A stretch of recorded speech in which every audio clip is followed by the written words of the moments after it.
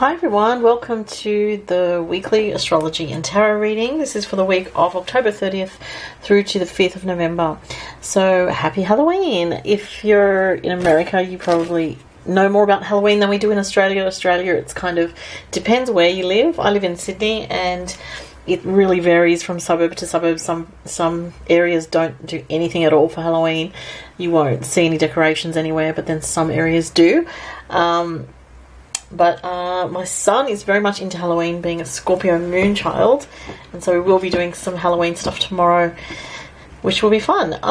So happy Halloween. And it's interesting because always at this time of year the sun is always in Scorpio, which is about connecting with things that are beyond everyday life. And coming up to the actual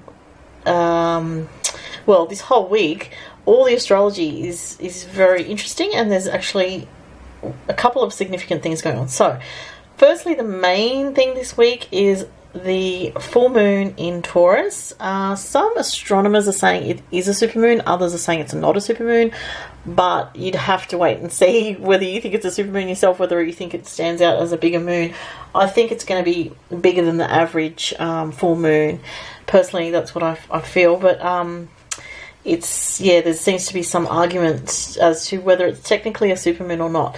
But in terms of the energies that you'll feel, now those people that are going to be mostly affected are those that have anything in their chart around 12, like say actually 11 or 12 degrees of Taurus, or of an earth sign. You'll get some positive benefits from that. If you have Scorpio, it could be a bit tense for you. If you have Aquarius or Leo, it could also be quite tense for you, that full moon. Now, interestingly, I'm just going to skip ahead to the weekend because that's when the full moon happens on November 4th.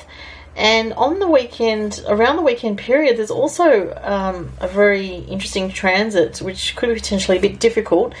Venus in Libra is going to make an opposition to Uranus in Aries at 25 degrees. So anyone that has 25 degrees of cardinal in their astrology chart, so the cardinal signs are Libra, Capricorn, Cancer and Aries. If you have 25 degrees of cardinal in your chart anywhere, have a look, because with Venus opposite Uranus around the time of the full moon, there's going to be some tension in the air, and it could manifest through relationships. So if you don't have anything around 25 degrees of cardinal in your chart, you may not be directly affected. You may just feel some strange energies. But,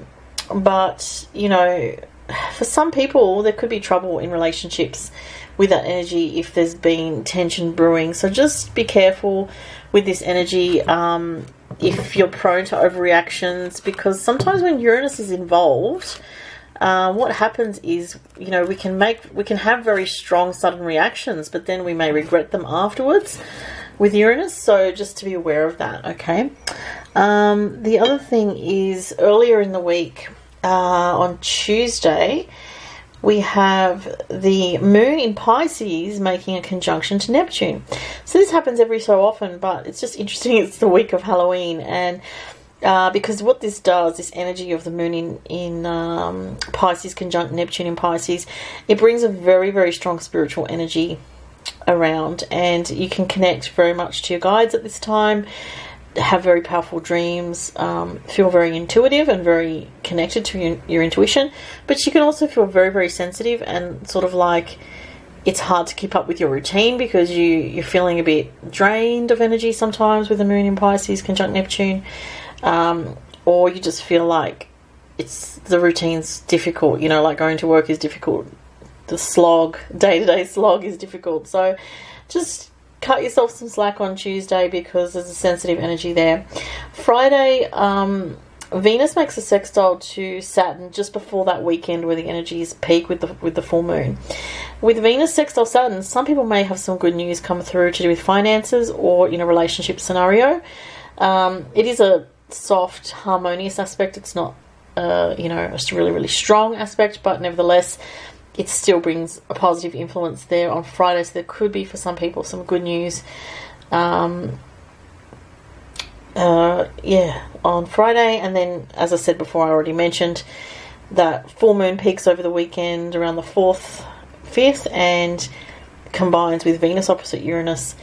Tension is brewing in relationships, and just to take care with that energy. It doesn't have to be make or break, though for some people it might be, but just watch your reactions. But it's a very intuitive week. With that full moon as well, it does make a harmonious aspect to Neptune.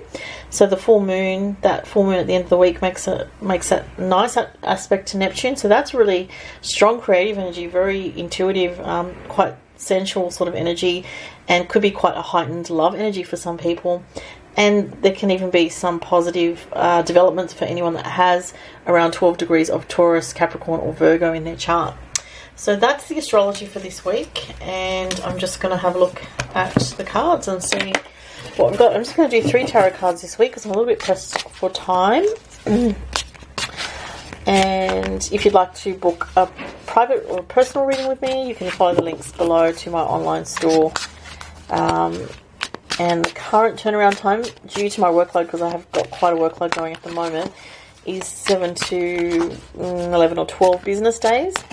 But you do get a very detailed reading with me, a very in-depth reading with me, okay? So let's see what's going on for this week. Just bring that closer. Move that back there. Alright, so I'm really drawn over here actually. 1, 2,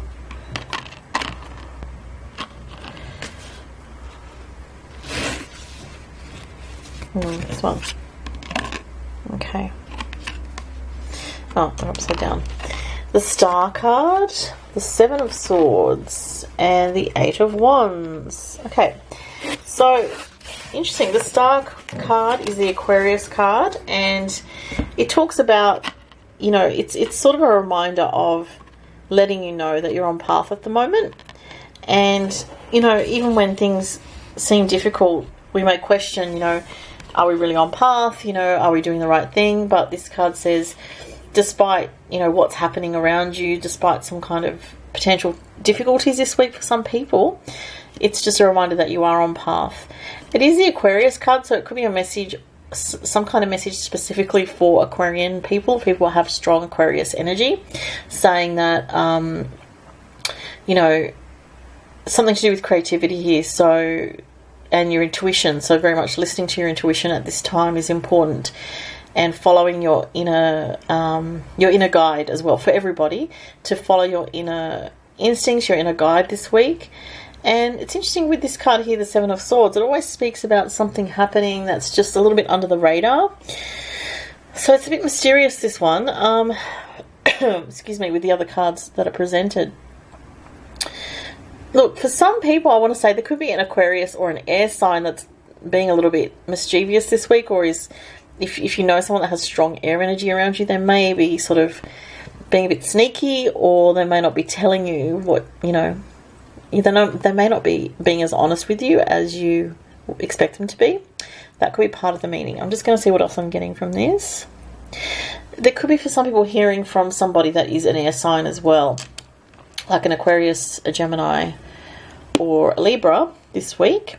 But for some people, it's like, just be careful because the person's not being as upfront about something. If this is relationship energy, for some people, there could be someone who is already connected with somebody else but is also pursuing a relationship. So just be careful with that. But there's something about honesty. I heard the word honesty. So just an issue around honesty, around open communication, could come up this week with these cards. The 8 of Wands shows a lot of changes coming in this week, and this could be as a result of that full moon energy combined with that Venus opposite Uranus, which could create some sudden changes. It's with the Wands to do with, you know, passion and practical matters. It's a fiery element, so it's to do with action and activity and things happening at a very rapid rate. And so for some people, this could also be connected to, for a few people out there, something to do with travel or a trip, a holiday time, that sort of thing. So getting away with the water here and the landscape here, there could be getting away to a place where there is ocean or beaches or a landscape that has a lake, that sort of thing as well is what I'm getting. Yeah, so those are the messages for this week. Thank you so much for watching, everyone, and I'll talk to you next week. Bye for now.